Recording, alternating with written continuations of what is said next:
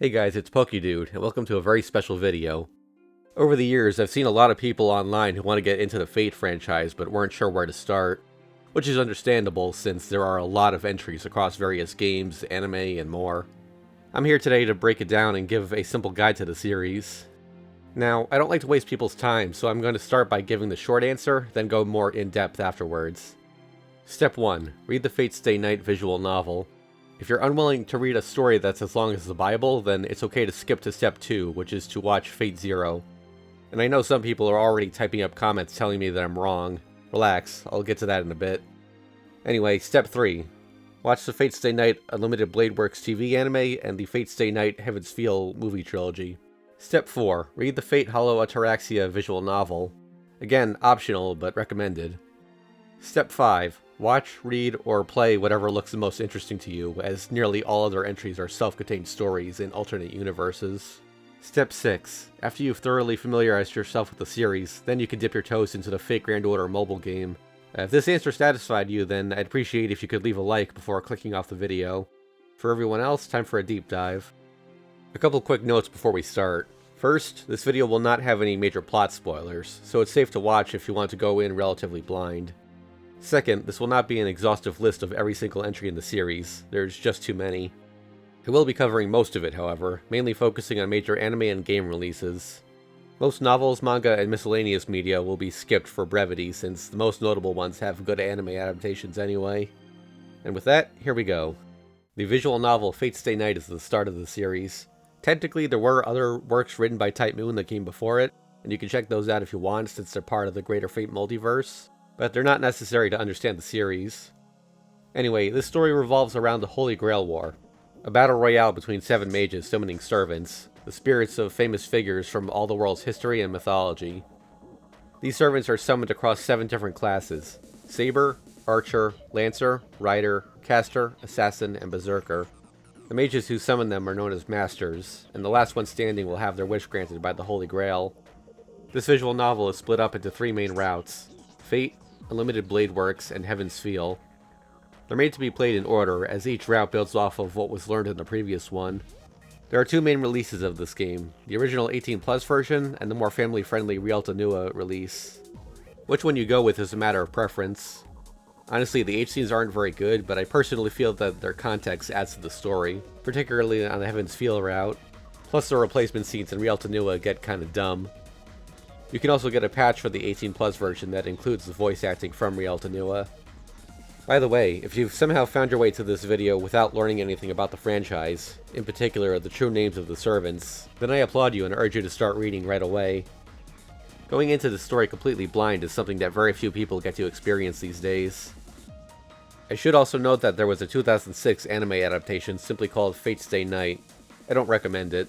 It loosely covers the Fate route while incorporating random elements from Unlimited Blade Works and Heaven's Feel, and it's pretty sloppy.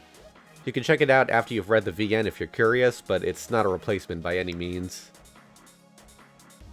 Fate Zero is a prequel to Fate Stay Night that was written later on. It takes place 10 years earlier and focuses on the previous Holy Grail War. As I alluded to earlier, there is some debate within the community about whether to start with Stay Night or Zero, and the reason is each one spoils the other. Stay Night spoils Zero's ending, and Zero spoils most of Stay Night's major plot twists. There's simply no way to experience one without losing something in the other. As such, I wouldn't say it's wrong to start with Zero, but I do feel that knowing how it ends is less of a big deal than knowing how everything connects in Stay Night. The air of mystery surrounding the story is part of what makes the visual novel so good, whereas with Zero it's more about the journey than the destination. And now you may be wondering why I suggested watching Unlimited Blade Works and Heaven's Feel after Zero if that's the case. That's because these adaptations were slightly rewritten to flow better as direct sequels rather than being a one-to-one copy of the original work. They draw stronger connections to the events of Zero and are made with the assumption that most viewers have already seen it.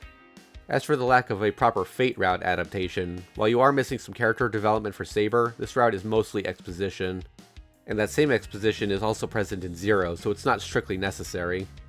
If you opt not to read the VN but still want to have some idea of what happens in that story, the 2006 anime is okay to watch after you've seen all of these. Oh, and there is one more Stay Night adaptation I should mention, a 2010 movie version of Unlimited Blade Works. Don't bother with this one, it's awful. It condenses a story that takes nearly 30 episodes to tell down to 90 minutes. It's incomprehensible unless you already know the story. When it came out, it was worth checking out after reading the VN just to see the fight scenes animated, but those were also done better in the TV series. At this point, the only reason to watch it is out of morbid curiosity. There is one more entry that acts as a direct sequel to Fate Stay Night, a visual novel by the name of Fate Hollow Ataraxia. This game provides some additional context for things that happened behind the scenes in Fate Stay Night. It also introduces some recurring characters that are seen in various spin-offs. Worth checking out if you have the time and want to learn the full story, but not strictly necessary. So, Stay Night, Zero, and Hollow Ataraxia make up what's known as the main universe of the franchise. There are a few other minor spin-offs set in this world, but nearly all other entries in the series from here on out are in parallel universes. Core concepts like heroic spirits and the Holy Grail exist across all of them, but the timeline of events and characters present will differ. You can tackle them in just about any order, as their stories are self-contained. Let's go over some of the more notable entries one by one. First up is Fate Apocrypha. This one puts a unique spin on the Holy Grail War. Instead of a 7-person battle royale, it's a team battle between 2 opposing factions, with 7 masters on either side. This is known as a Great Holy Grail War. In addition, a 15th servant appears without a master. Their class is Ruler, and their job is to oversee the war and make sure everyone is fighting fair. This entry is notable for introducing some fan-favorite characters, so it's a good starting point when you want to begin branching out from the main universe. Next is the Fate Extra series. This is perhaps the largest alternate universe aside from FGO. In this setting, the Holy Grail War is set up as a tournament within a high school in a virtual world on the moon. Yeah, already this one's pretty out there. The first game is a turn-based RPG released on the PSP. It also received a sequel called Fate Extra CCC. Unfortunately, that game was never officially localized. Thankfully, a fan translation is in the works. It hasn't been completed yet at the time of recording this video, but it's expected to be released within the next year or two.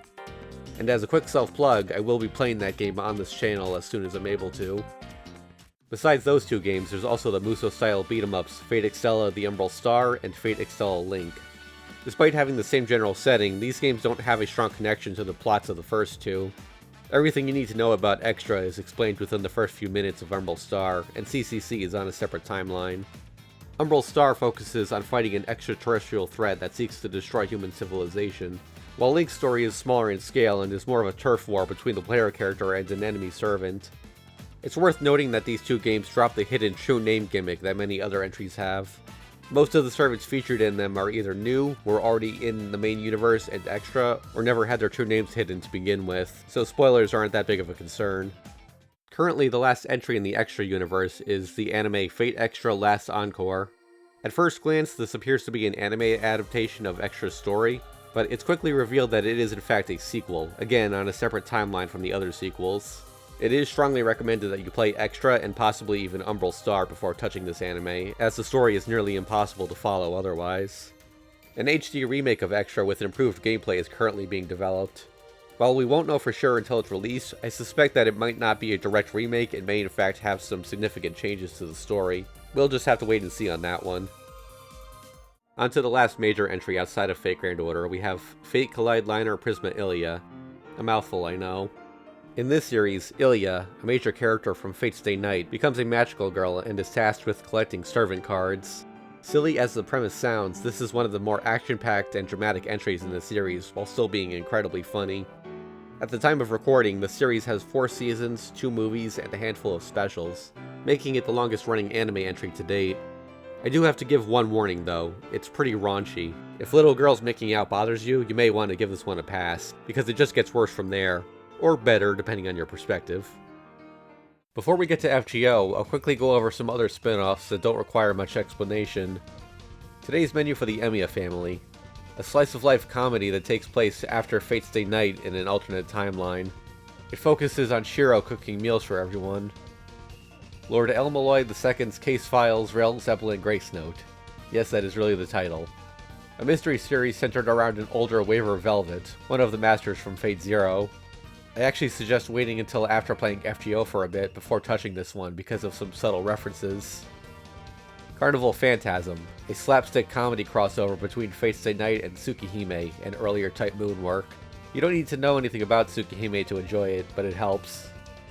Fate Unlimited Codes, a fighting game on the PSP that contains a series of what-if scenarios for Fate Stay Night and Fate Hollow Ataraxia. Fate Prototype, a novel adaptation of the original draft of what eventually became Fate Stay Night. It received a 12-minute anime special, but it's more of a concept trailer than an actual adaptation. And now it's time for the big one that most newcomers to the franchise are familiar with, Fate Grand Order. This is a mobile gacha game that has been running for nearly 6 years in the US and 8 years in Japan. The general premise of the game is that a powerful entity has been messing with time and starting Holy Grail wars where they shouldn't happen. The main character, backed by the Chaldea security organization, has to travel through time and claim the Holy Grails to fix history. Basically the Doctor Who of Fate. The reason I recommend playing this game after experiencing other entries is that it pulls in characters from all across the franchise. Nearly every piece of Fate media to date has at least been acknowledged by FGO at some point in its life. This isn't to say that you won't be able to enjoy Fate Grand Order without all that context, far from it. In fact, a poll was run in Japan a while back asking how players got into the franchise, and a majority of them said FGO. The core story is as self-contained as any other entry. It's just that there are a lot of in-jokes and subtle references that will go over your head, especially during events. You may also be wondering about the anime adaptations of FGO, so I'll go over those real quick. First up is First Order, an adaptation of the game's prologue. If you're unsure if you want to commit to the game, you can start by checking this out and see if the premise grabs you. Then there's the Babylonia TV series and the Camelot movies. These cover the two most popular chapters in Part 1 of the game's main story. They can be enjoyed standalone, but you are missing 5 chapters worth of character and plot development. Next is the Solomon movie. Don't even bother with this if you haven't played the game. It was made strictly for the players. You're not going to fully understand what's happening or who all the characters are, even if you have seen every prior Fate anime. On a similar note, Moonlight Lost Room is a special that ties directly into Part 2 of the game's story, which starts 1 year after the Solomon chapter. Again, don't bother if you're anime only. It's meant to be watched when you start Part 2 and won't make any sense if you're not caught up on the game's plot. There are also a few non-canon comedy specials. These are best watched after familiarizing yourself with the game. And that is pretty much everything I wanted to cover. As I said at the start, this is not the entirety of Fate. There are quite a few novels, manga, and other media that even I haven't experienced yet, and there's even more on the way. As daunting as it may seem, the great thing about this franchise is that you can take things at your own pace. So just take my advice into account and watch, read, or play whatever sounds most interesting to you. Thank you so much for watching. This is the longest scripted video I've ever done, and I'm really happy with how it turned out. If you're new here, I mainly do uncommented playthroughs of anime-style games, including every localized Fate game to date.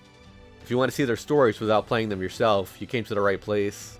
I also make memes, FGO tip and trivia videos, and I have a second channel where I stream other kinds of games. If you'd like to help support me, I'd appreciate if you checked out my Patreon and Ko-fi pages. Links to those are in the description. And with that, I'm out. See ya.